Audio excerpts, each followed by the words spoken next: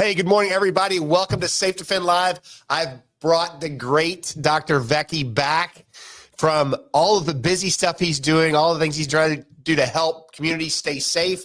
He finally had some time to come back to talk to us, and I really appreciate it, Doc.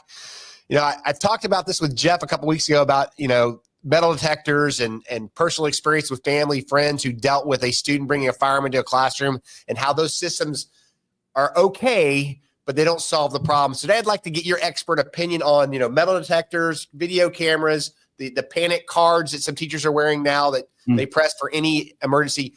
What are they going to prevent things? Are they going to stop things? Are they good notification tools? Let's just get into a little bit of the background of what you think as an expert.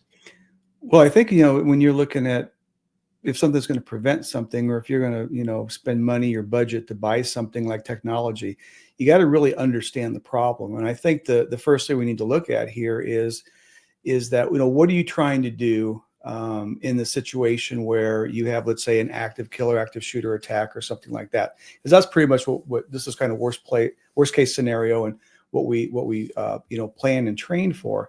And I think it goes back to that, that critical time gap. And you have to really understand that there's the attack starts, and then at some point it ends. And it's that time between when it starts and ends that you have got to be able to survive, right? And so the other thing is that if we also understand that these attacks are usually over within 5 minutes, and if you take in consideration that even the best response time from the police still doesn't take into effect that it takes time to notify them in the first place that there's a problem and where the problem is, and then once they get there, they still got to find the problem, which is the shooter or the bad guy, whoever it is that's causing the issue. And so if you have things like metal detectors and cameras and panic buttons, first off, you're kind of putting everybody in a response mindset, right? We're waiting until it happens before we react. And if we do that, you can't win because of the time frame and the circumstances and how the characteristics of these attacks and how they happen. I kind of look at it as, they look at it as prevention, and it's not. I think there's a misunderstanding that even if there's some reason or some way that you could see somebody on a camera, and you're running to do something to stop whatever the danger is, you're still reactive. It's just being kind of proactive, reactive, right? But it's not really prevention. And so one of the problems is, look at Parkland, right? The surveillance cameras, they captured the attack. But by the time the responders arrived, everything was over with, and we had, people died. And, and then like you've said before, and Jeff Green, our boss, has said this before, which I love this, cameras are good for, for evidence after the fact for the criminal investigation, and they're really good for training. And I think that really is a good summary of really what they're good for. Now, they're not something that is, we should ignore. It's just that technology is not the answer to stopping this. You've got to factor in real prevention strategies, because technology is dumb. Artificial intelligence is really dumb. It only does what you tell it to do, but it takes training. It takes the ability to understand what the expectation is. And it always goes back to, understanding your bad guy, your assailant, your shooter, your killer. How do these unfold?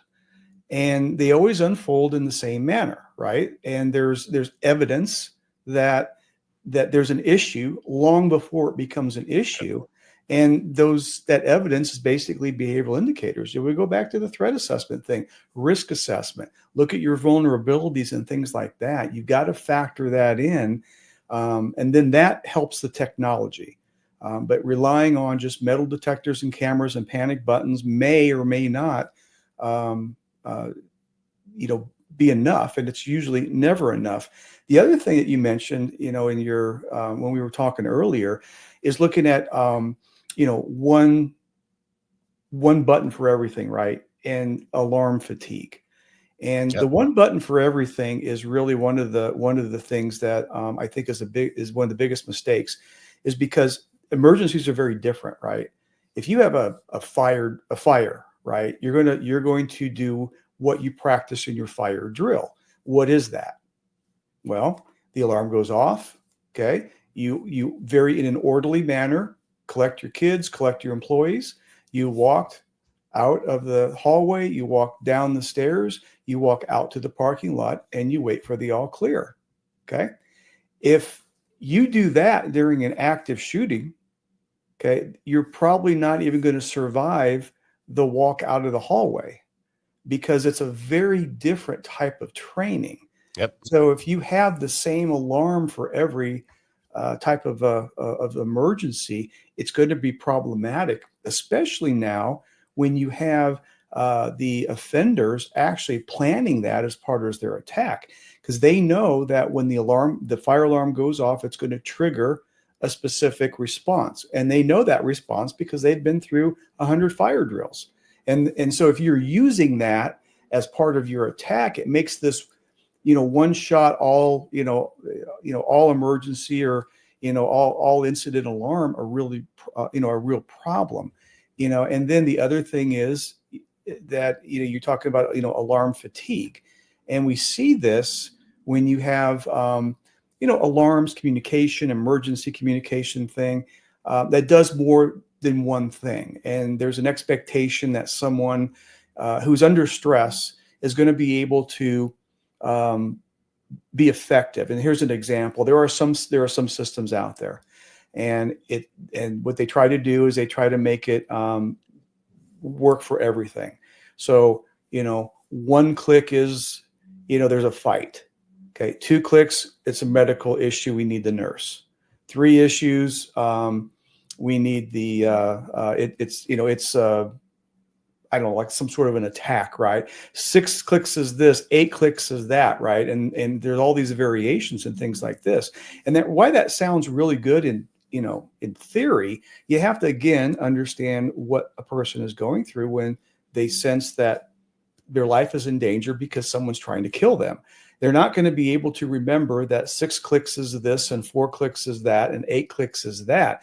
They're just going to start clicking. And what happens is that this happens over time. Then everybody starts to ignore it.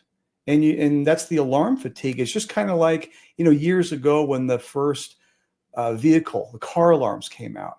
And they had that very distinct, nat, nat, nat, nat, nat, right? And everybody, when it first came out, everybody was running out to their car. Now no one pays attention to it. And it's the exact same thing that happens.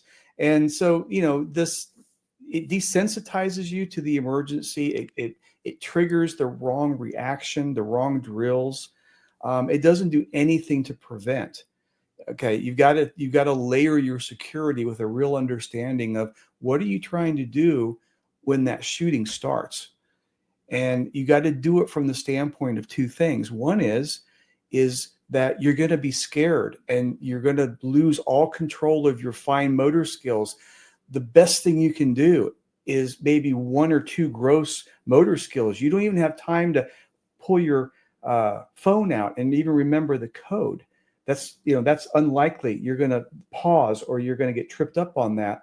And lastly, it's understanding what type of offender, what are we dealing with here? A offender that comes into a school is predatory. It is a premeditated predatory attack against someone or a group or maybe the institution or organization itself. And I think that, the layering thing, we think of layering as, metal detectors, cameras, and panic buttons, right? That's your layer. It's not your layer.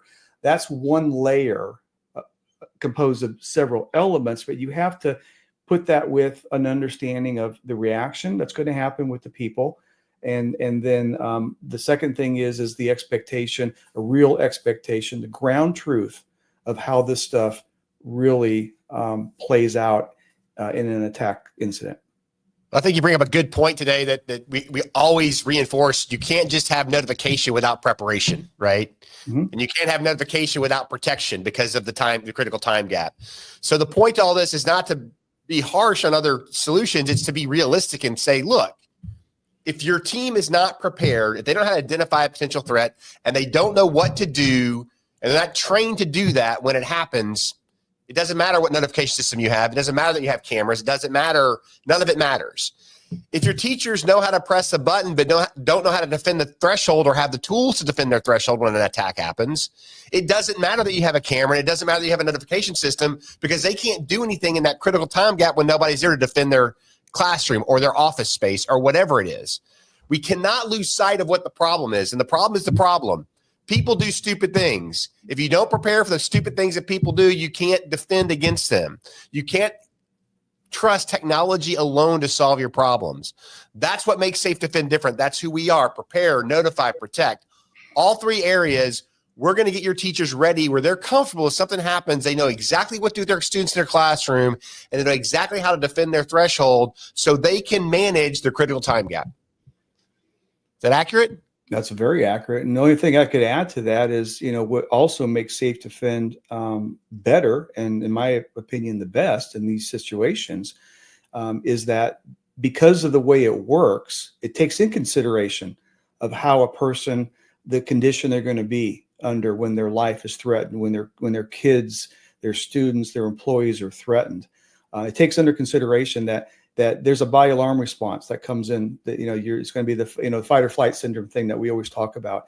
And so it's built for that. And that's the reason you don't have to remember how many clicks.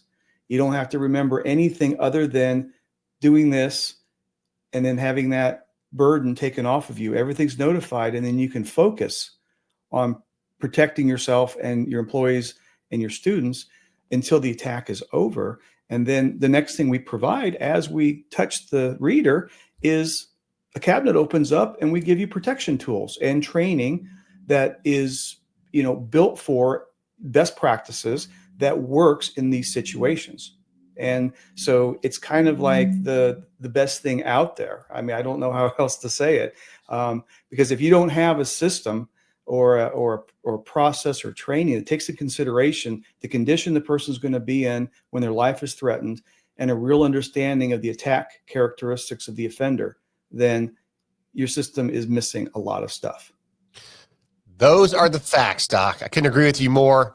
If you really care about your kids in your school, realize SafeDefend's a solution. There are grants available for you to purchase this system. We can help walk you through that process. Please reach out to our team at SafeDefend.com. We would love to work with you guys and help you.